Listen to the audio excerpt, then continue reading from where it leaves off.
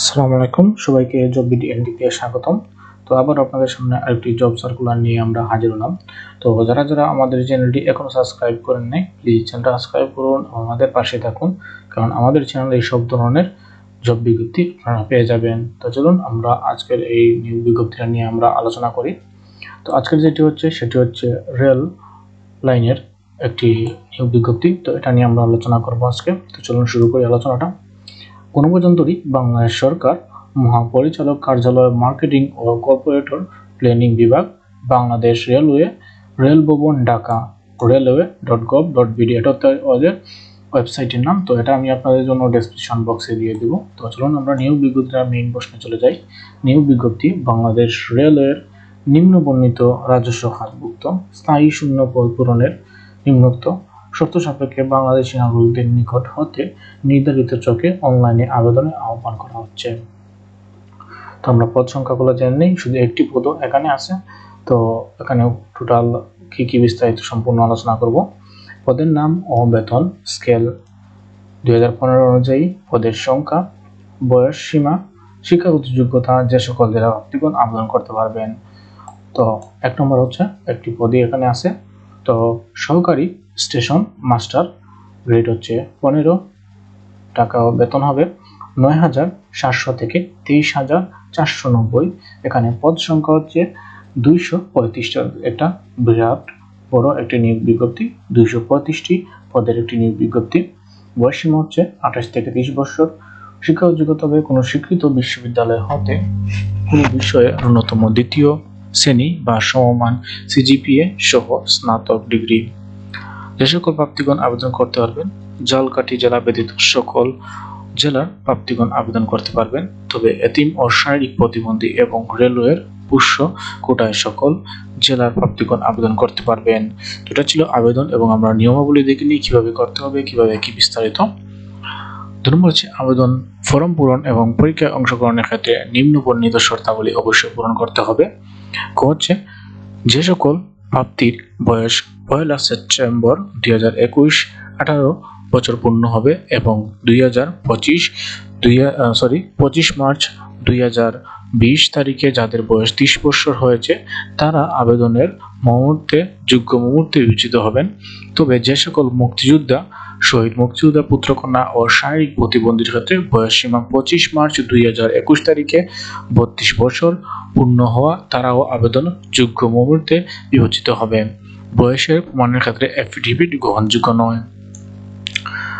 হচ্ছে সরকারি, আধা সরকারি ও স্বত্বশাসিত প্রতিষ্ঠানে চাকরিতে প্রার্থী অবশ্যই যথাযথ কর্তৃপক্ষের মাধ্যমে আবেদন করতে হবে। চাকরিরত প্রার্থীদের সকল শর্ত পূরণ সাপেক্ষে আবেদন পূরণের সময় ডিপার্টমেন্টাল ক্যান্ডিডেট এর ঘরে টিক চিহ্ন দিতে হবে। অন্যদের ক্ষেত্রে এই শর্ত প্রযোজ্য নয়, তবে সকল চাকরিরত প্রার্থীদের মৌখিক পরীক্ষার সময় নিয়োগকারীর কর্তৃপক্ষ কর্তৃক প্রদত্ত অনাপত্তি ছাড়পত্রের মূল কপি জমা দিতে হবে। হচ্ছে নিয়োগের ক্ষেত্রে সরকারের বিদ্যমান বিধিবিধান ও কোটাভিত্তি এবং পরবর্তীতে এ সংক্রান্ত বিধিবিধানের কোনো সংশোধন হলে তা অনুসরণযোগ্য হবে। হচ্ছে মৌখিক পরীক্ষার সময় সকল সনদপত্রের মূল ফটোকপি, এক্সেট সত্যায়িত কপি জমা দিতে হবে। পূরণকৃত অ্যাপ্লিকেশন ফর্ম সহ সত্যায়িত এক্সেট ফটোকপি দাখিল করতে হবে। এছাড়া জেলার স্থায়ী বাসিন্দার প্রমাণ হিসাবে ইউনিয়ন পরিষদের চেয়ারম্যান, পৌরসভা মেয়র, সিটি কর্পোরেশন ওয়ার্ডের কাউন্সিলর কর্তৃক প্রদত্ত সনদ, জাতীয় পরিচয়পত্রের মূল কপি এবং আবেদনকারীর কোনো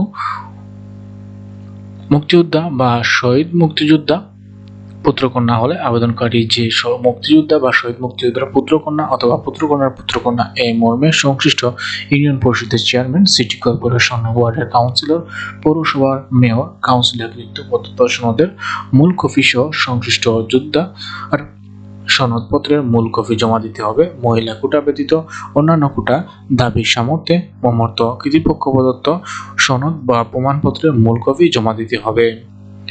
নম্বর হচ্ছে প্রার্থীর কোনো রেলওয়ে কর্মচারীর পৃষ্ঠপোষকে, অর্থাৎ বাংলাদেশ রেলওয়ের স্থায়ী পদে ন্যূনতম 20 বছরের চাকরি সম্পূর্ণ হয়েছে এরূপ কর্মরত বা অবসরপ্রাপ্ত জীবিত বা মৃত কর্মচারীর সন্তান বা বিধবা স্ত্রী বুঝালে হলে আবেদনকারীর সাথে কর্মরত বা অবসরপ্রাপ্ত জীবিত বা মৃত উল্লেখ্য পূর্বক নিয়ন্ত্রণকারী কর্তৃপক্ষ কর্তৃক স্বাক্ষরিত এবং বিভাগীয় প্রদানের প্রতিস্বাক্ষর সহ প্রত্যয়নপত্র এবং পুষ্য সংক্রান্ত প্রমাণ দখিল করতে হবে।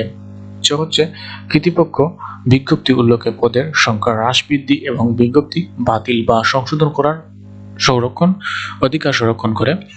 হচ্ছে নিয়োগ সংক্রান্ত বিষয়ে নিয়োগকারী কর্তৃপক্ষের সিদ্ধান্ত চূড়ান্ত বলে গণ্য হবে।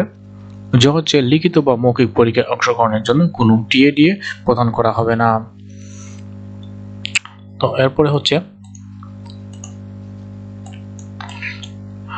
আবেদনের 3 নম্বর হচ্ছে আবেদনের পূরণ সংক্রান্ত শর্তাবলী, অর্থাৎ আবেদন পূরণ আপনারা কিভাবে করবেন তার বিস্তারিত এখন হচ্ছে পরীক্ষায় অংশগ্রহণ ইচ্ছুক প্রার্থীগণ এই সাইটে আপনারা br.telecom.bd এই সাইটটা আমি আপনাদের জন্য ডেসক্রিপশন বক্সে দিয়ে দিব। ওয়েবসাইটে আবেদন পূরণ করবেন। আবেদনের সময়সীমা নিম্নরূপ: অনলাইনে আবেদনপত্র পূরণ ও পরীক্ষার ফি জমা শুরুর তারিখ ও সময় হচ্ছে 7 সেপ্টেম্বর 2021 সকাল 10টা।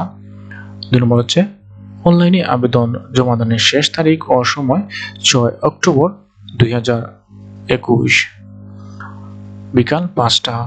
উক্ত সময়ের মধ্যে ইউজার আইডি প্রাপ্তগণ অনলাইনে আবেদন সাবমিট করার সময় থেকে পরবর্তী 72 ঘন্টার মধ্যে এসএমএস এর মাধ্যমে পরীক্ষার ফি জমা দিতে পারবে।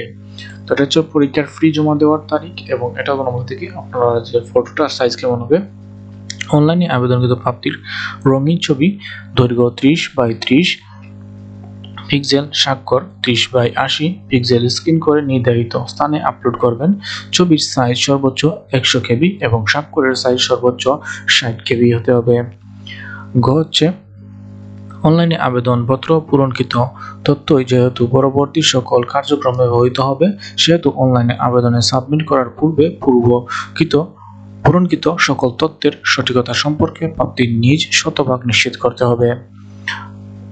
হচ্ছে প্রার্থী অনলাইনে পূরণকৃত আবেদনপত্রের একটি প্রিন্ট কপি পরীক্ষা সংক্রান্ত যে কোনো প্রয়োজনের সহায়ক হিসাবে সংরক্ষণ করবে এবং মৌখিক পরীক্ষার সময় 1 কপি জমা দিবে।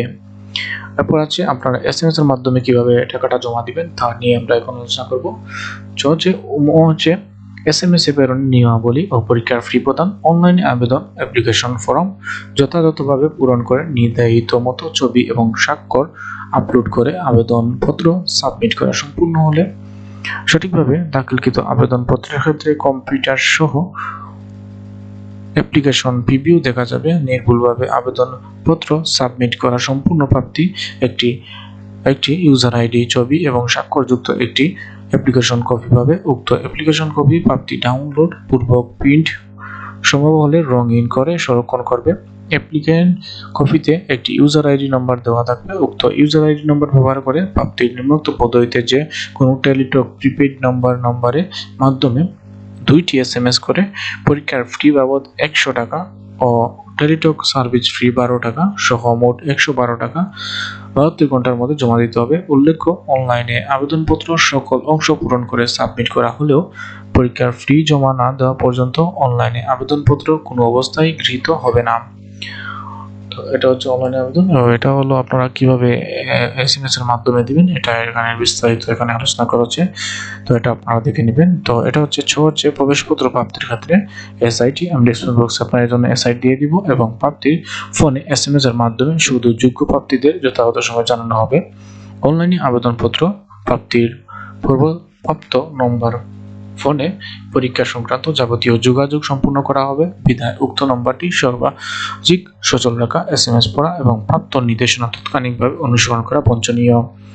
হচ্ছে এসএমএস এ প্রেরিত ইউজার আইডি এবং পাসওয়ার্ড ব্যবহার করে পরবর্তীতে রোল নম্বর, পদের নাম, ছবি, পরীক্ষার তারিখ ও সময়, কেন্দ্রের নাম ইত্যাদি তথ্য সহ সংবলিত প্রবেশপত্র প্রাপ্তি ডাউনলোড পূর্বক প্রিন্ট সম্ভব হলে রঙিন করে নেবেন। প্রাপ্তি এই প্রবেশপত্রটি লিখিত পরীক্ষায় অংশগ্রহণের সময় এবং উত্তীর্ণ হলে মৌখিক পরীক্ষার সময় অবশ্যই এটি প্রদর্শন করতে হবে। তো এটা হলো আপনারা যদি প্রিন্ট কপিটা ভুলে যান তাহলে এটার ক্ষেত্রে আপনার এটা আপনারা প্রবলেম নেই, আপনারা দেখে নেবেন এটা। তারপরে আমাদের যেটি হচ্ছে হচ্ছে অনলাইনে আবেদন করার কোনো সমস্যা হলে এটা লিডটক নাম্বার থেকে 121 অথবা এটা আপনারা ইমেল করতে পারেন, বা ওদের ফোন নাম্বারটা ওদের দেয়নি, তো আপনারা এখানে ডাইরেক্ট অর্গানাইজেশনের সাথে যোগাযোগ করতে পারেন এই নাম্বারের মাধ্যমে 121 এর মাধ্যমে, এবং এখানে আপনারা মেইল করতে পারেন। তো এরপর হচ্ছে অনলাইনে আবেদন এবং টাকা জমার কাজটি নিজেই করবেন। সেক্ষেত্রে অন্য কোনো মাধ্যম থেকে উক্ত কাজটি সম্পূর্ণ করে প্রাপ্তি প্রতারিত হলে কর্তৃপক্ষ দায়ী থাকবে না। শেষ তারিখ ও সময় 6 অক্টোবর 2021 বিকাল 5টার মধ্যে অপেক্ষা না করে হাতে যত সময় নিয়ে অনলাইনে আবেদন পত্র পূরণ এবং আবেদনটি জমা দান করতে পরামর্শ দেওয়া যাচ্ছে। তো এই ছিল আজকের আমাদের এই নিয়োগ বিজ্ঞপ্তি। তো এরকম আরও সব নিয়োগ বিজ্ঞপ্তি পাওয়ার জন্য আমাদের চ্যানেলটা সাবস্ক্রাইব করুন এবং আমাদের পাশে থাকুন, কারণ আমাদের চ্যানেলেই সব ধরনের যে নিয়োগ বিজ্ঞপ্তি দেওয়া হবে। এবং আপনাদের যদি কোনো প্রয়োজন হয় তাহলে আমাকে কমেন্ট করে জানাতে পারেন। আর ভিডিওটা কেমন হলো অবশ্যই কমেন্ট করে জানাবেন। আর যারা আমাদের চ্যানেলটি এখনও সাবস্ক্রাইব করেননি, আমাদের চ্যানেলটা সাবস্ক্রাইব করুন এবং আমাদের পাশেই থাকুন। তো আজকের মতো এখানেই শেষ করলাম। আল্লাহ হাফেজ।